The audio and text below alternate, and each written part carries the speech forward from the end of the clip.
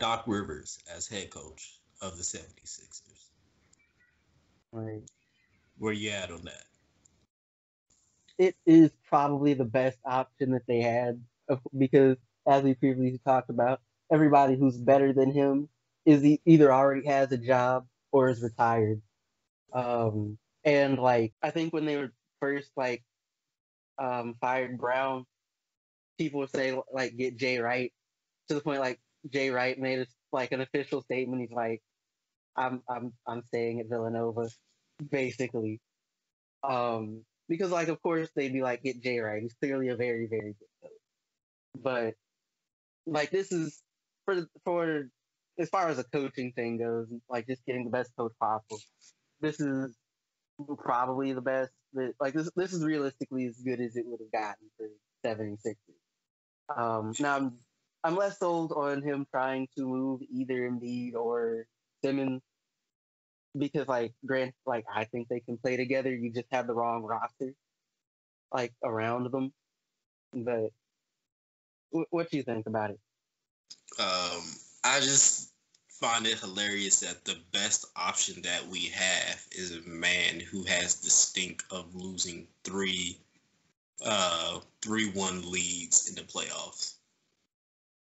Like that is your best option. Your best option is like the dude who won a like ring like 10 years ago. Like, which isn't a bad thing because like it's only been like three head coaches that have won rings for real in the last like 10 years. But I can't wait to see what it looks like up X's and O's. Like he's much different than Blake Griffin or like Kevin Garnett. I'm pretty sure you can scheme up something, but it's a mixed bag, bro. I feel bad for Philly. There's so much there, and yet so little. I feel like the best thing they could do is restructure the roster. Like I feel like the biggest hurdle though is going to be like salaries. Um, like I was just looking at some stuff and mentioned it, and I saw someone mention and I looked at it and like it's not actually that bad of an idea, but I'm not sure if you could talk the Kings into it. Would be something like Horford for Hield and probably like throwing like a first or something. Like it gives you shooting. He's a decent enough defender. It spaces out the floor. Like he's gonna like him. I also looked at it like they might benefit from like trying to get Davis Burton again. Though I'm not sure if the Wizards would come up off him. Um, like it's one thing to be like this dude would make your team better. It's another to be like, yeah, this is a realistic like person you can go and get. I think they're capped, aren't they? Like they kind of have to go in with that roster. Like it's going to be like some tweaks on like the back end, but who they have is kind of who they have, right?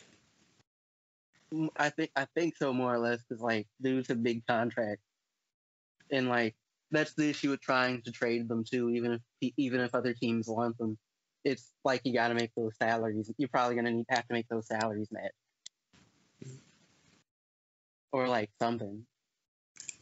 If that's the case, unless you know like your GM is cooking up like a really good trade scenario, like almost what is the point of firing your head coach?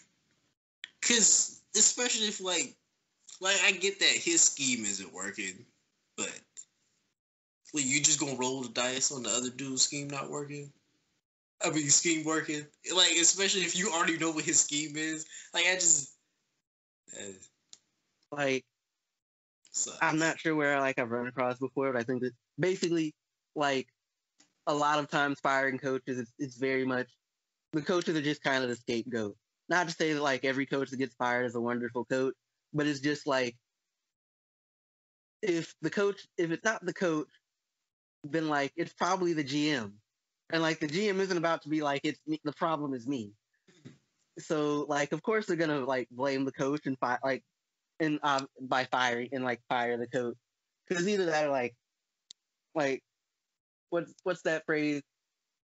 It's impossible to get someone to understand something whose livelihood is dependent upon them not understanding it. Yeah. So like you might need a change in GM, but like the GM's never gonna say that. Like, Yeah. He's what? The GM is Elton Brand. He's been what? There 3 years? something like that, yeah. I can't really blame him yet. Because it's not like they really had anything to like make shake. Like best contracts in the world? No, that Al Horford deal kind of looks awful. But I understand why you gave him the Al Horford deal. Like the year before, he was the only dude that could really like put a body on Giannis. Like I get it. Just It's one like of I those, just don't it know seemed if like you. a good idea at the time. Yeah, like if Al Horford is completely washed, it's a very bad contract. It was just like bad scheme because of like whatever Brown has him in. Maybe he has a renaissance year, but I don't really have any faith. That dude look not that good this season. Like, I feel like even if like he's got more in him, like it's still like an issue of like you got him and he can shoot a little, but like he's gonna spend a lot of time in the paint. Embiid needs to be spending a lot of time in the paint, and the only place that Simmons scores is right around the rim. Like that's three dudes who really need to be around, who either should be or can only really operate there. Hey, Brett Brown is going to be super hot when Ben Simmons come back with a reliable 3-point jump shot next season. I will believe it when I see it. Imagine this man getting to 35%. I think the game completely changes, especially if we're talking about like on 4 attempts a game. He doesn't like the game changes if he gets a 33%. If he gets a mediocre jump shot, the game changes. That Giannis every once in a while, I'm like, oh, I got to guard you, don't I? Like you, chump. Like Giannis, LeBron, Davis, just get a mediocre jump shot. Like if you get better than that, wonderful. But like your three only needs to be mediocre for like then they have to come out and like everything like the gate like the whole system everything changes. You got options that you don't have when he's like not taking any kind of jumper at all.